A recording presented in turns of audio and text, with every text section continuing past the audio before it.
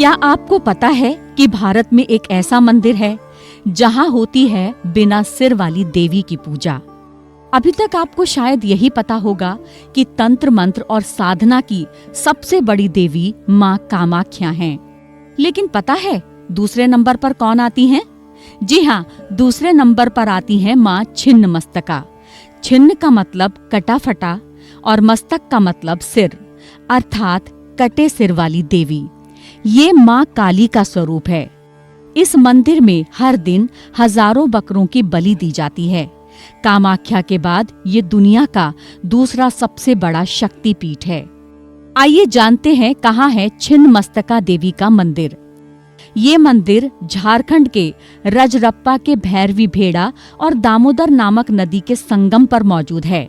वैसे तो इस मंदिर में हमेशा ही भक्तों का तांता लगा रहता है, लेकिन चैत्र और शारदीय नवरात्रों के दौरान यहाँ भक्तों की भीड़ दोगुनी हो जाती है। यहाँ माँ से सच्चे दिल से मांगी गई हर मुराद पूरी होती है। छिन्नमस्तका मंदिर का इतिहास। कुछ इतिहासकारों के अनुसार ये मंदिर 6000 साल से भी अधिक पुराना है। आदिवासी जनजातियों के अनुसार भी इस मंदिर का इतिहास महाभारत के पहले का है। वहीं कुछ इतिहासकारों का मानना है कि ये मंदिर महाभारत काल का ही है। छिन्नमस्तका देवी का स्वरूप। यहाँ माता का स्वरूप बहुत ही विकराल है। माता यहाँ नग्न अवस्था में विराजमान है। 3 नेत्रों वाली इस मूर्ति में माँ के एक हाथ में खड्ग और दूसरे हाथ में अपना ही कटा हुआ मस्तक धारण किए हुए हैं। कटी हुई गर्दन से रक्त की 3 धाराएं निकलती हैं। उनमें से एक को माँ स्वयं पीती हैं और अन्य 2 धाराओं से अपनी 2 सहेलियों जया और विजया की भूख को तृप्त करती हैं। माँ के गले में मुंड और सर्पों की माला है और कंधों पर यज्ञोपवीत है। इनका एक पैर कमल पर है तो दूसरा रति और कामदेव के ऊपर है। एक अन्य मान्यता के मुताबिक रक्त पीने वाली डाकिनी शाकिनी हैं। क्या है कहानी?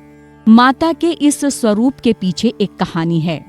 कहा जाता है कि एक बार माँ युद्ध करते करते राक्षसों का संहार करने के बाद अपनी सखियों जया और विजया के साथ जंगल में विचरण कर रही थी।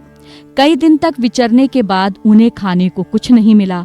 उनकी सखियों को बहुत भूख लगने लगी। उन्होंने माता से कहा, हमें भोजन चाहिए।